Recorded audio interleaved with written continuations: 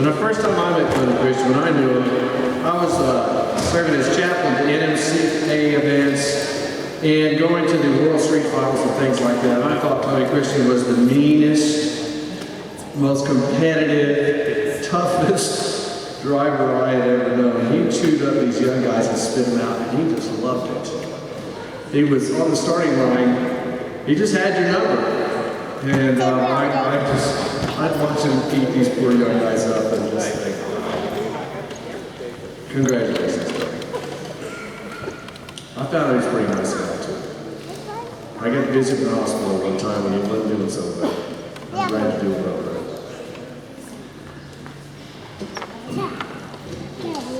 Our next award is our Hickory Enclosed Trailer Sales Top Dragster Series Award. And it's going to a young man who I have a lot of respect for.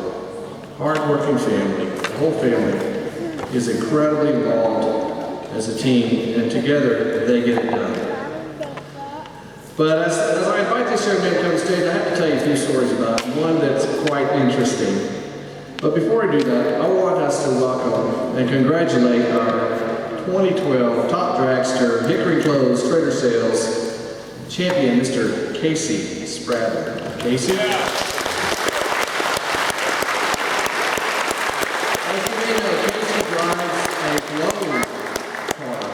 And you know, blown cars have, normally people will think they'd ever win a race in a top dragster situation because they just are harder to get off the line and have more issues. But here at Casey, he goes and wins a championship with a blown car in top dragster. So that's kind of scary. Because I tell you, that class gets faster and faster and faster. But an interesting story. They go to the last race of the year in Reynolds, Georgia, and they are behind last year's winner, the Stott family. And, well, the Stotts go out early, and Casey is going rounds. Well, he gets up to the semi-final round, and they blow a transmission up.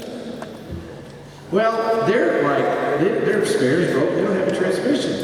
So who comes over there and offers them a transmission? The Stotts do.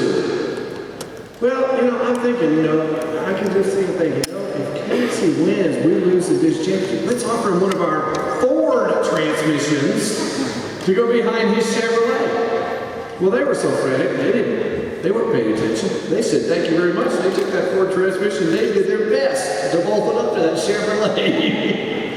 After a while, I figured out that wasn't going to work. We realized this is a Ford tranny. We can't use this thing. Came up with another tranny, somehow got it installed, ended up winning the race. Well, we just laughed about that every time we talk about that occasion. But that just goes to the tenacity of that team. Where some of them may have just given up at that point and said, you know, can't get her done. We should pray, we did our best.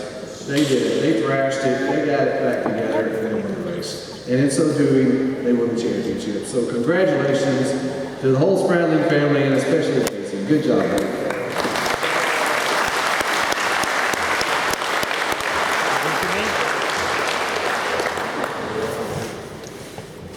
We'll talk about that as we get it back. Thanks, Tom and Rich. And as many others have said here tonight, the Lord be God for giving me this opportunity and putting the right people in the right place path to help me achieve this great accomplishment. A testament to this is the fact that as this season almost didn't even happen. As this season was starting in Florida, I was at home watching it unfold on the internet. This is pretty tough.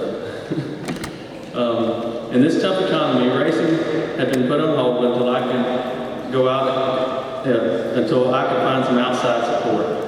Tim Gaines, my engine builder, had set up a meeting with a friend of his who owned a company, Southeastern in Bremen, Georgia. And the week before the South Georgia race, we set up our cars in their factory and put together a deal to race for the rest of the season. And so our first race of the season at South Georgia, we ended up in the winner's circle, which was truly unexpected, as we've never really started out very hot. And, you know, I've never raced with the added pressure of having to call somebody on Monday. So I guess answering to my dad prepared me better than I thought.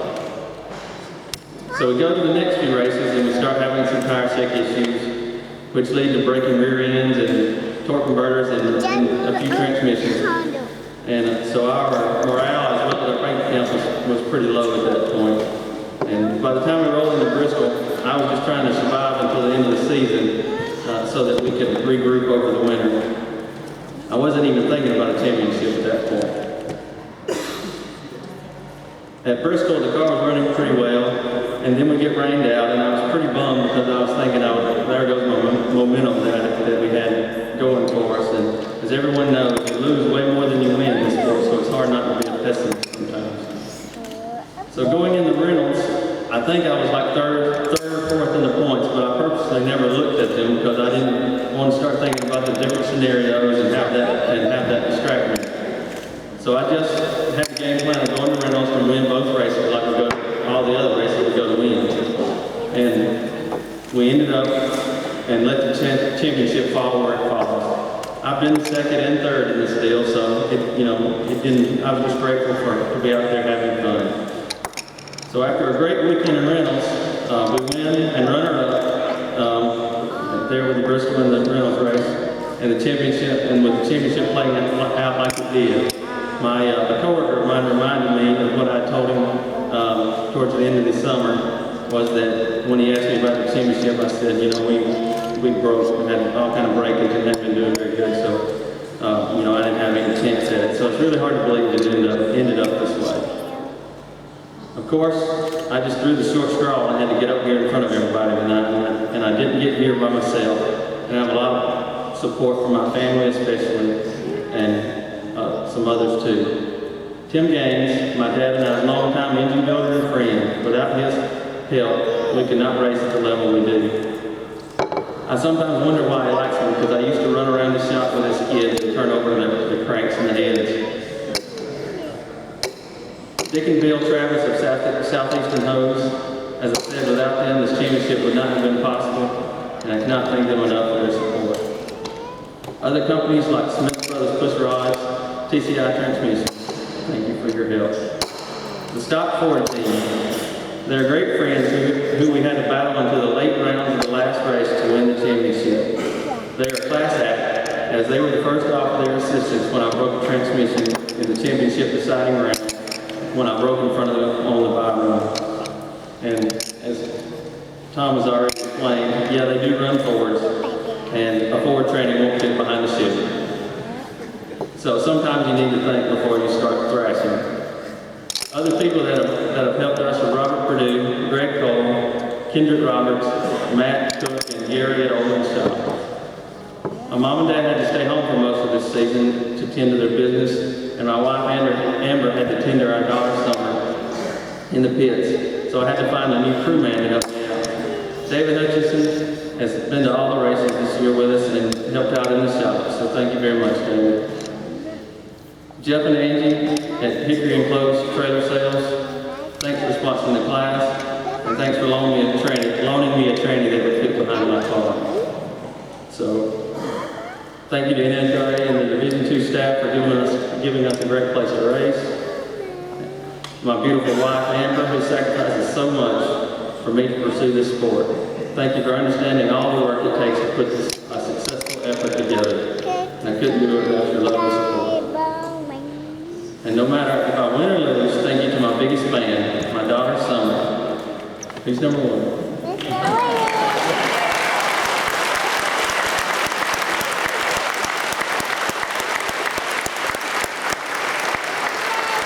And finally, to my mom and dad.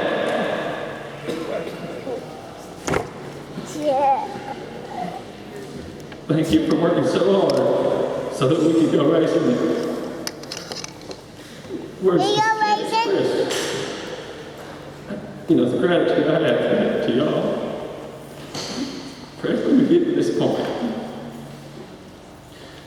Thank you for your dad teaching me everything, and thank you, Mom, for your love and support. And I dedicate this championship to you.